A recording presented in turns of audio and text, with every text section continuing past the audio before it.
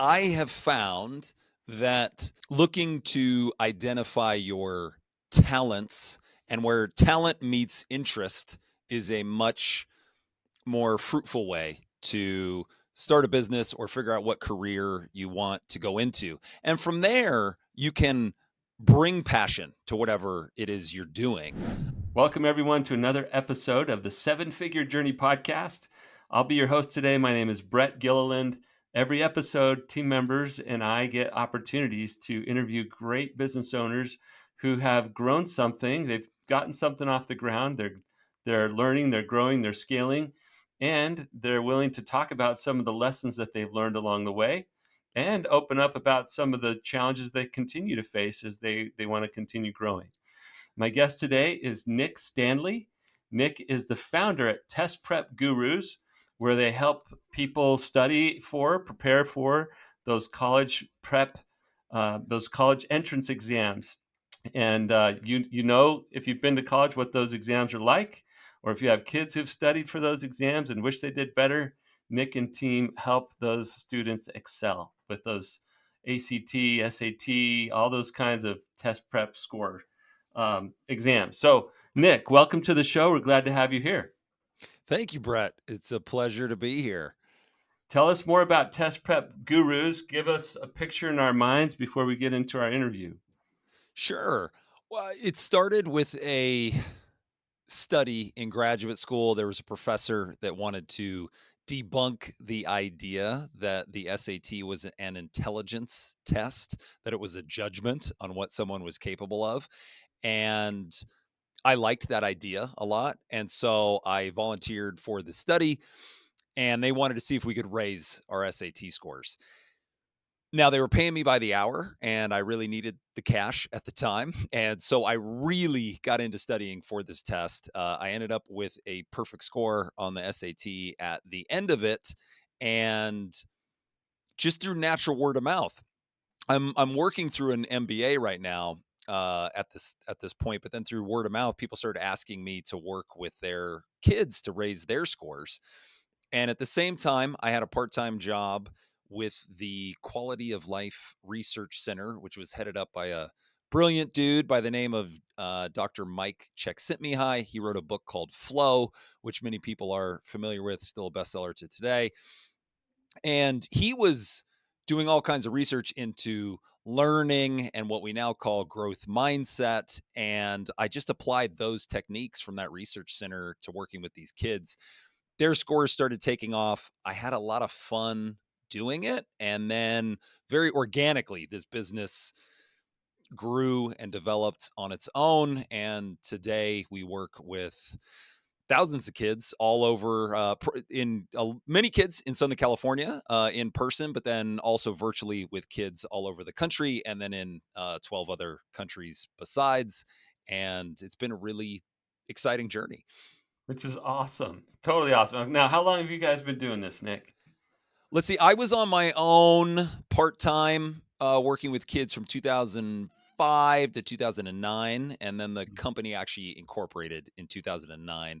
So Okay. it's been, yeah, 15 years formally incorporated, and I've basically been doing it for a little more than 20. Yeah. 15, 20, depending on how you count it. But it Yeah. sounds like hundreds, if not thousands, of kids learning how to improve their scores over that time, which is amazing. So awesome. Cool story.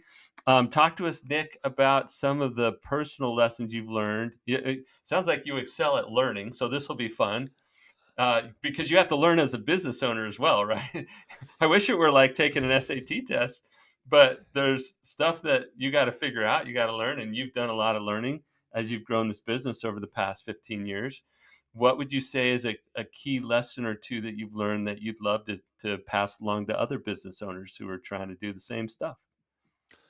Well, I think this advice that we give to a lot of young people or even older people that want to start a business is that they should follow their passion is Mm. terrible advice. Okay, I love it. I Let's get away from that.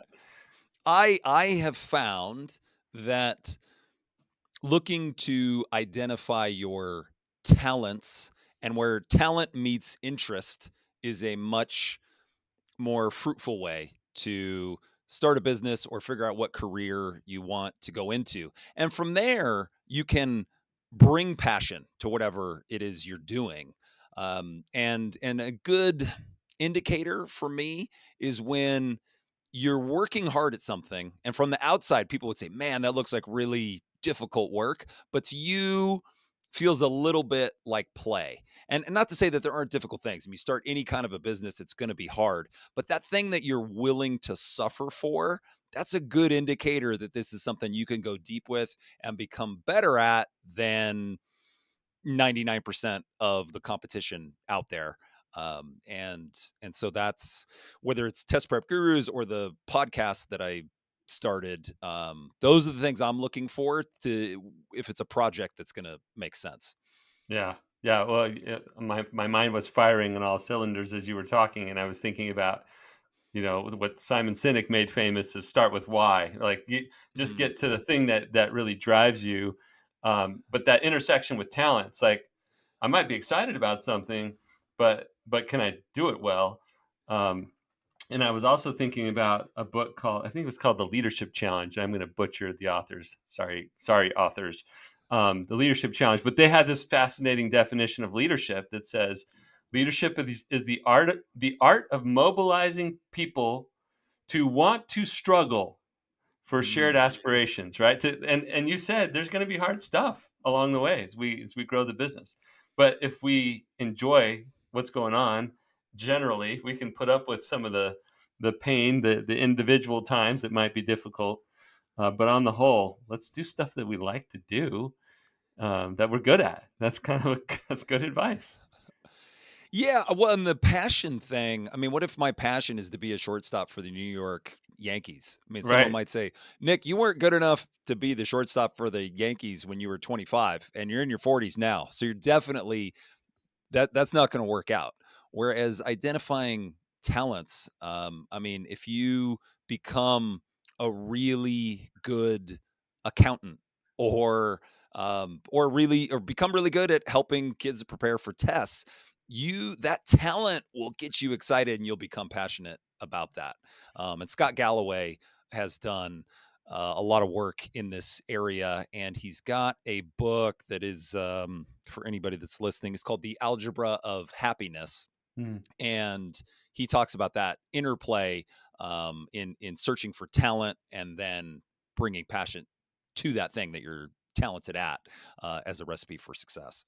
Yeah. So this start with a talent, do something you're good at, but then aim it towards something you can get excited about. It sounds like. Yeah, yeah, I think Yeah. that's it in a nutshell, right there. Yeah. All right. Well, good. I see. Like your words are Uh, ready to spill forth. Let's hear some more. I'm watching you. I think a key component to that. So I have worked in helped kids to prepare for standardized tests Uh huh. for all these years. But I've come to this conclusion that the way that we test in school is really upside down, right? Mm. It's you learn something, you study for it, you take a test, and there's a judgment in the term of a grade, and then you're going to move on to the next thing. And to me, it's interesting because in out there in reality, whether we're talking a coder or a scientist or an entrepreneur, they don't look at testing like that at all. For them, it is a feedback loop where it's Oh yeah. I've got an idea, I'm going to test it, then I adjust based on the results of the test, then I have a new idea, I test it again and adjust, and it goes round and round. And I think that ties into what we're talking about because we need to run tests for ourselves to figure out what those talents are, what we're interested in. It's just as important to figure out what you're not interested in, what you're not talented at, Mm. because that's a step towards figuring out what you might be talented at and might be interested in and where those two things intersect. And so that's something I'm interested in right now is taking this framework that we've developed at Test Prep Gurus to help kids work through standardized tests.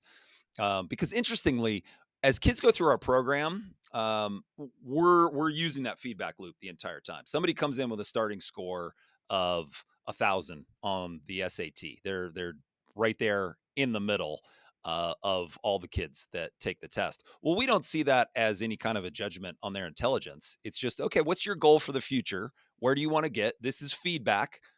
This is your current starting point.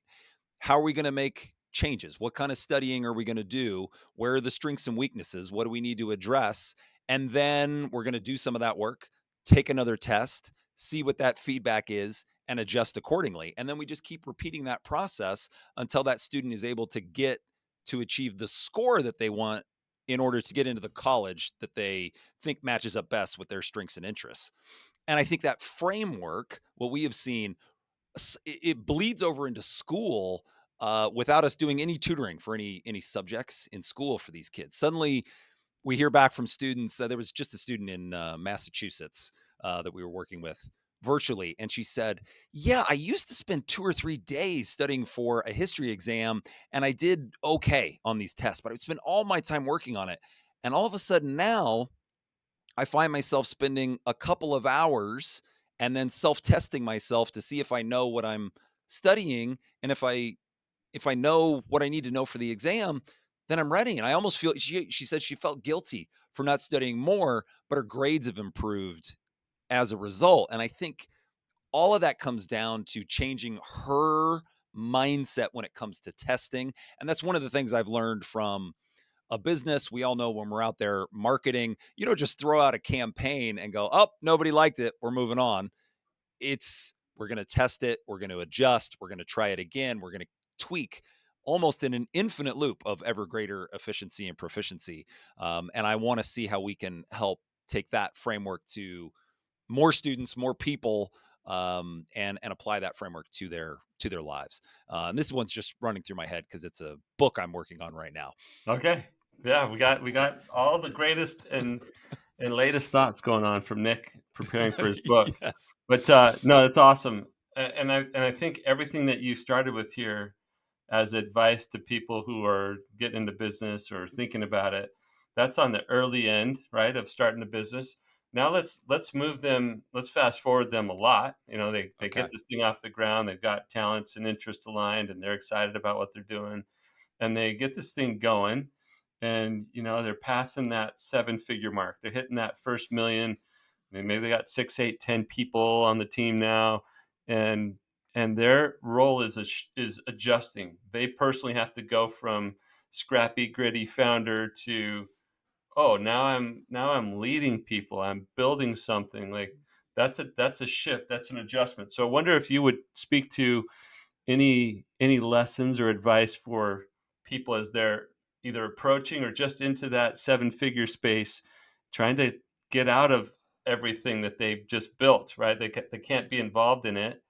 Like, what are some of the things you've learned in that process?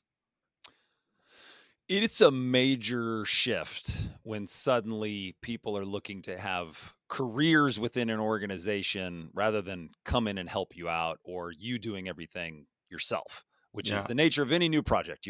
You're grinding and you're doing it all yourself. And someone, an advisor who is much more has a lot more experience and is more talented than I am at building businesses. I remember going to him and asking him for advice, and I said, "Man, things have really changed in a good way, right? We have a lot more clients than we know how to handle, and I need more people to buy into this vision and know that this can be a career for them rather than chipping in with a little part-time job or something like that."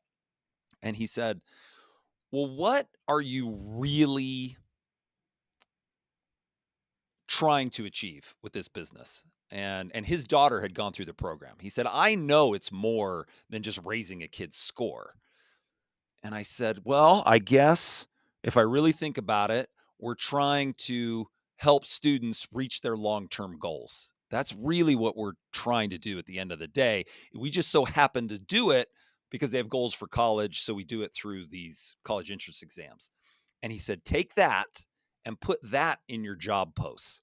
Don't try to sell somebody on how much money they're going to make or how flexible their hours are going to be, because you're only going to attract mercenaries at that point. He said, you've Mm, got to articulate that vision. And when people get excited about that vision and the purpose of this entity, he said, then you're going to get the right people, and people that, just like we were talking about before, are willing to suffer to achieve that vision.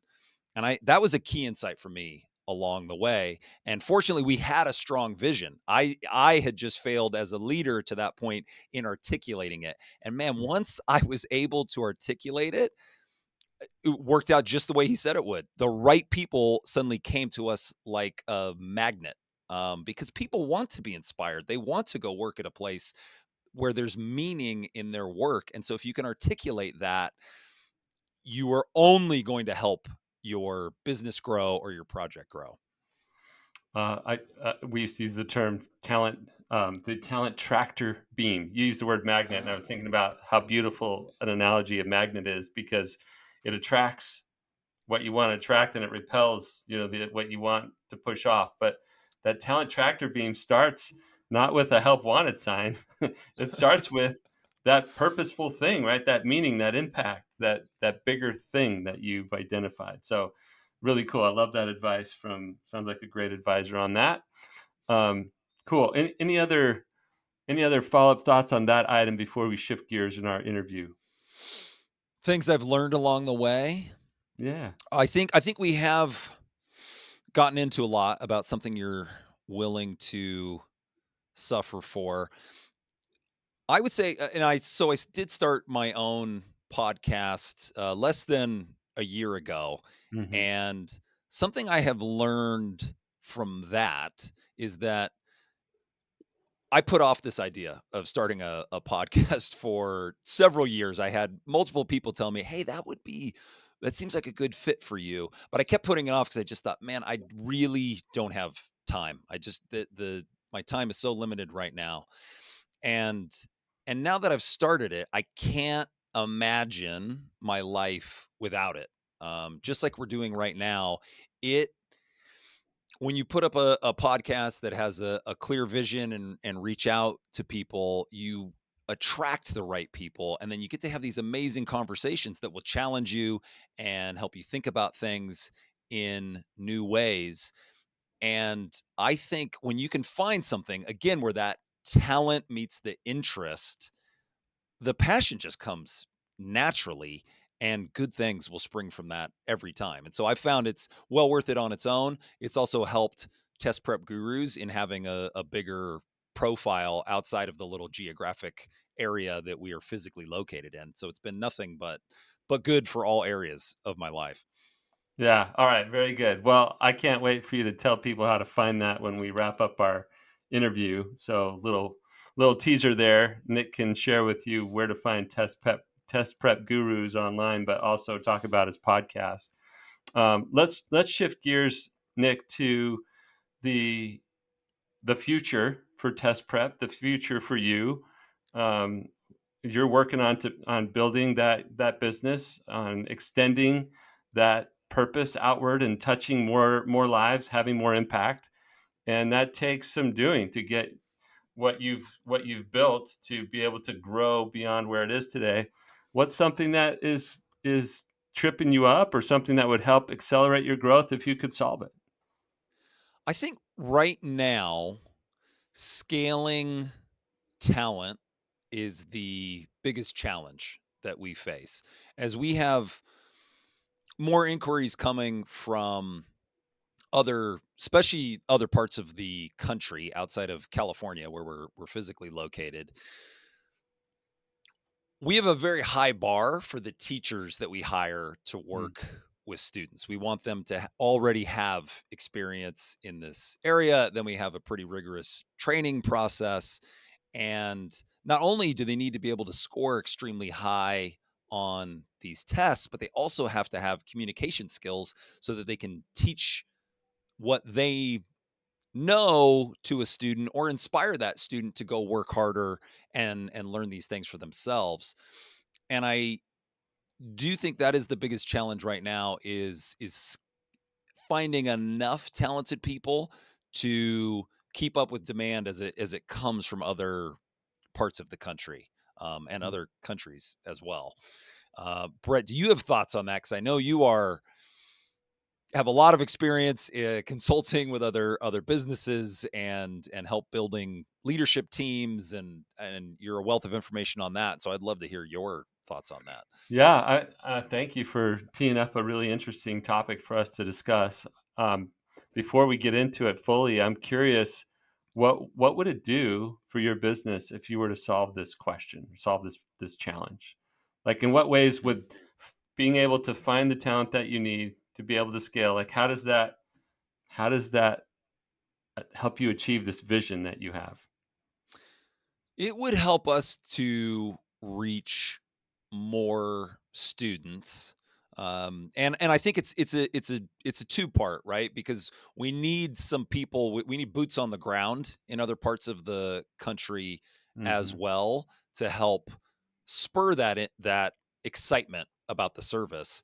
But for me, I just see so many kids. I mean, when we started this business, or when I started this business by myself, I saw so many students that were suffering through this process of studying for a test, and they felt like it was a waste of time that had no applicability outside of just trying to get a higher score.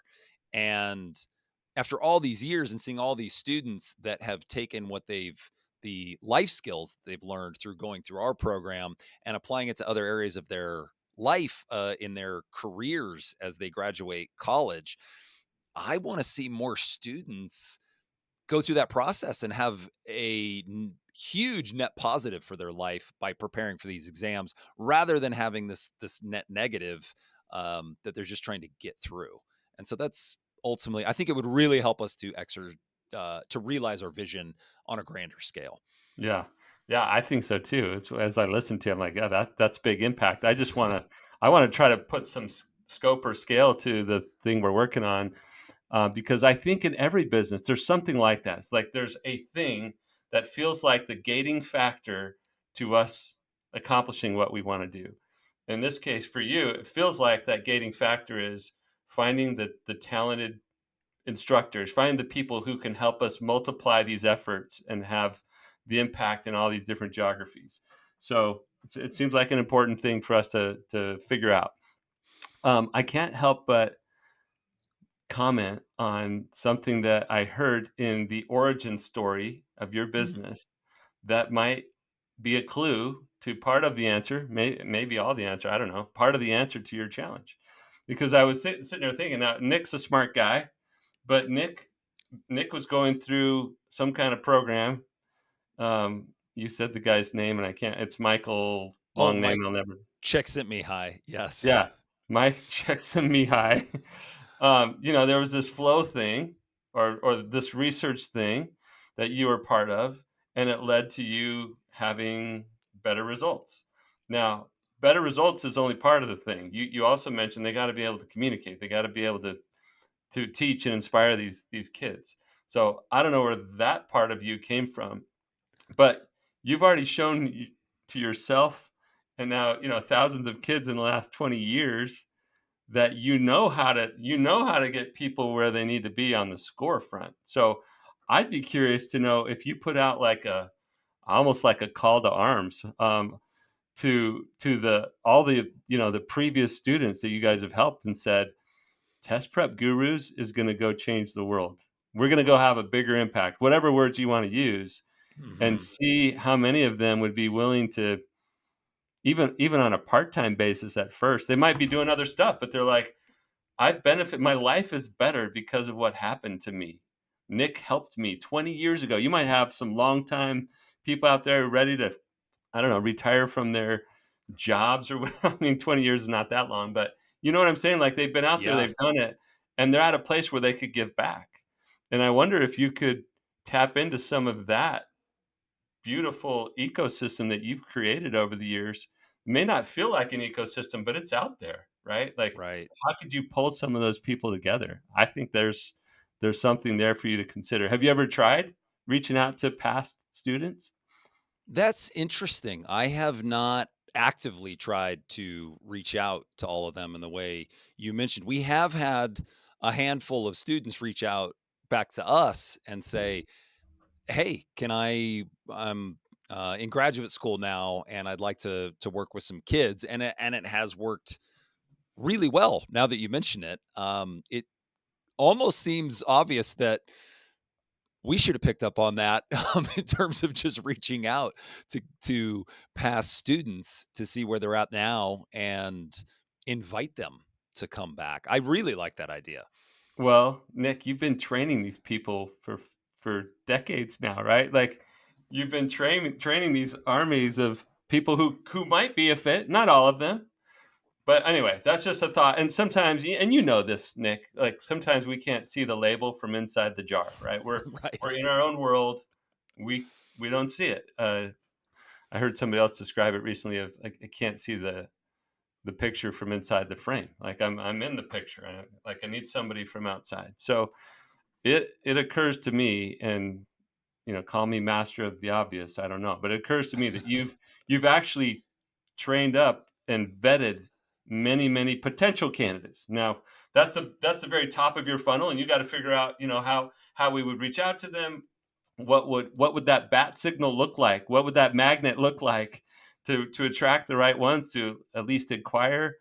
um, I would imagine if you took a list of your alumni, right, your past students, and did a almost like a cross check with, I don't know, training or teaching jobs on LinkedIn, like Right. somebody with this kind of experience in their background, and they went through our course and did well, right? Like Yeah. you're gonna have a pool, and you could reach out. And they would be a very natural fit because going through the program is the best possible training. And Yeah, then they'd have an interest in teaching, clearly a passion for it. They've brought a passion to that talent that they have, and yeah, yeah, that's a great idea. Thank you, Brett. yeah. I'm You're I'm gonna welcome. get on that as soon as we get off the call. We got to get off of this thing fast. So you can get going. Okay. Let's see other ideas. Well, let, let let's stop talking about specific candidate pools. I think that was useful. Let's talk about the idea of, and this challenge will apply to other people who are listening, me included, right? As I'm in my own jar. I have an expertise around helping seven-figure business owners scale their business. There's a unique set of things there. There's a unique set of challenges. It's known. It's pretty predictable. It doesn't feel that way when you're in it, but we've seen it so many times. And so when I go to hire a coach or try not to be the lone genius, right, in my business, I have a similar thing. Like, how do I get other people who are ready to do and provide the value that I can provide? And so, what I've found is that, and it's taken me a little time to get here. I've found, number one, that I'm not as smart as I think I am. Right? That I'm not as unique as I think I am. On the whole, as far as the talent, what people are able to learn, and we've just started hiring people who have a core set of skills and then training them. Um, and I've been really impressed, maybe borderline surprised with the level of results that these trainees have been able to get over the years. And so anytime you could, and they don't have to be like vastly experienced sort of people. They don't have to have a ton of background. Like you said, you were in graduate school when you learned how to do this. So it's not like you had 15, 20 years experience. You do now, and so it feels bigger to pass that on. But the core stuff you could learn when you were less experienced. And so I wonder if there's a way to take younger excited people and have them go through some sort of a boot camp or training process that has the better ones sort of rising to the top. And I don't know, we just have to get over the mindset. Most of us who know something have to get over the mindset that this takes 20 years for us to learn. Well, everything takes 20 years or more for you to learn, but not all of it. And how can we start moving people down that path? So I don't know if that was even helpful, but I just was thinking about my own journey and trying to hand off things, and I've seen some of my, my students, if you will, excel. And now that some of them are off doing their own thing and they're doing it great. I'm like, look at you. At one point I wondered if you could actually do this, and now you're soaring. You're doing great. So I don't know. Some of it's just mindset. We got to get over ourselves and realize, "Oh, I learned this. Other people can learn it too." Yeah, I mean, I am often humbled by fortunately humbled by the excellent people that I get to work with, and I think it's healthy and positive to be reminded that you're no genius, as you put it. There are other people that can do these same things, and anybody that's trying to scale a business always has that fear that other people won't be able to do it as well as you can. But I would say to them, I mean, the most exciting moment ever, if you can put your ego to the side, is when other people come in and they can do it better than you could. Yeah. Uh, I mean, I remember the first student. I will always remember the first student that earned a perfect score on one of these tests under my tutelage. And I thought, wow, I am at that moment in time. I thought, oh, I must be a really great teacher. Look at it. Yeah, I did it. Yeah, and now with experience, I look back on it and go, "No, that was a really excellent student who just found the right teacher at the right time, but the student was the one that did the work. The student was the one that achieved the goal, and he gets to own that completely by himself." And it's the same thing with bringing up new teachers or whatever it is you do, new employees in whatever line of business you're in. They can come along and do a better job at specific parts of this business than you ever could. And that's something to lean into and something to look for if you want to build a thriving organization. If you want to build something that grows beyond your own capability to hold it all together, you have to be able to give stuff off to others. So, Yeah. okay, Nick, what you just said made me wonder. Do you guys track the number of perfect scores? Like, you have some tally of perfect score tests that you have produced in your 20 years? We do. Although I would say, I mean, there are a lot of students that come through our ranks and they may get close to that number. And we know, hey, this kid could easily do it. All they've got to do is take the test again. But Yeah, we always advise those students once they get there. It's all about, it's not really about the score. Like having the it's about perfect, achieving what they wanted to in the first place, right? yeah, I mean that perfect score has never gotten me even a free cup of coffee. Yeah, It's it's not worth anything by itself. right. And so if we go if we look at it and say, hey, your score will achieve your goals for college. It's going to get them to look at all the other parts of your application and Yeah. make a decision based on your essay and all those qualitative pieces that you bring to the table. Then we're moving on, and there's no need Mission to waste your. accomplished. Yeah, mission accomplished. Yeah, Yeah. yeah. As soon as you started talking, I was like, "Oh, yeah, that was a dumb question," but, um, because I couldn't help but think, back to our previous conversation, your pool of talent, potential teachers, may or may not have had the perfect score now that I think about it, but that's really cool. Really cool. All right. Well, Nick, I have enjoyed tremendously the time that we've had together. You're a great guest. I imagine you're a great podcast host as well. Why don't you tell people how to find your podcast? Maybe give us a little view into what it's about, and then if you want to tell them where to go to learn more about test prep gurus or connect with you online, how they would do that. Sure. Thank you, Brett, for having me. It's been an absolute pleasure. The podcast is the Nick Stanley Show, and that last name is spelled Standlea. It's a crazy spelling, I know, but it is the last name that I've had to live my whole life with. So that's what we named the show. And you can find it on YouTube, Spotify, Apple Podcasts, all that good stuff.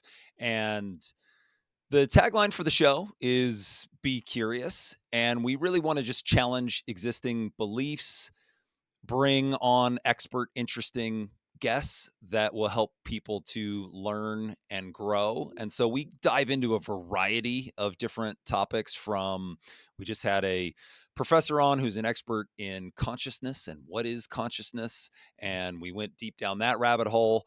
Got a new episode coming out with a marketing expert, celebrity expert, who that episode hasn't come out yet, so I can't say who it is, but it will be very exciting when that episode airs. One of my personal heroes and author of many great books on that topic.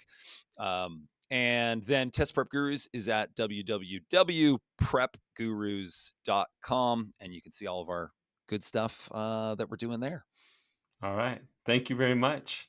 It was a pleasure having you as a guest. I appreciate your curious and thoughtful nature, and the way that you articulate lessons learned is it's easy to listen to you. Let's just say that. That I bet your podcast is awesome. All right, Thank for everybody out there listening, please go to the Nick Stanley Show. Check it out. Check out Prep Gurus, and prepgurus.com is the URL for Test Prep Gurus. And yeah, just keep learning. Be curious. Keep learning. And we'd like for you to share, like, review, comment, do all those things on this episode and our show to get it in front of as many seven-figure business owners as possible. We're doing everything we can to bring real business owners to share their real lessons learned and their real challenges as they're looking to grow, to help all of you all do the same. So thanks for listening, and we hope you will check in on another episode of the Seven Figure Journey podcast.